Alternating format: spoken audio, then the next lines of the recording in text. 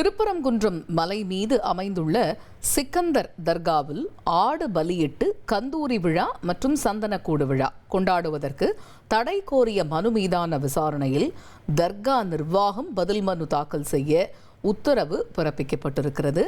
வழக்கு விசாரணை 2ஆம் தேதிக்கும் ஒத்திவைக்கப்பட்டிருக்கிறது. இது தொடர்பான உத்தரவினை உயர்நீதிமன்ற மதுரை அமர்வு அளித்திருக்கிறது. மதுரையைச் சேர்ந்த மாணிக்கமூர்த்தி என்பவர் தாக்கல் செய்த மனுவில் மதுரை அமர்வு இவ்வாறு உத்தரவு பிறப்பித்திருக்கிறது.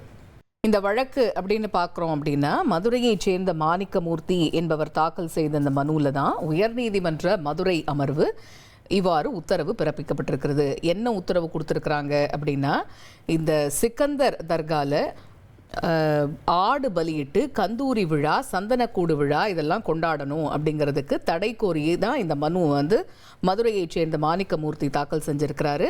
அந்த மனு மீதான விசாரணையில் தான் தர்கா நிர்வாகம் பதில் அளிக்கணும் அப்படின்ட்டு உயர்நீதிமன்ற மதுரை அமர்வு உத்தரவு பிறப்பித்திருக்கிறது. அது தொடர்பான முக்கிய செய்தியை தான் நாம் பார்த்து வருகிறோம்.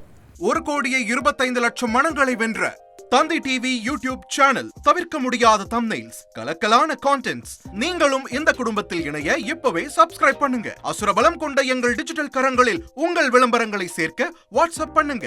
8939883838. Email advtthanditv@dttv.in.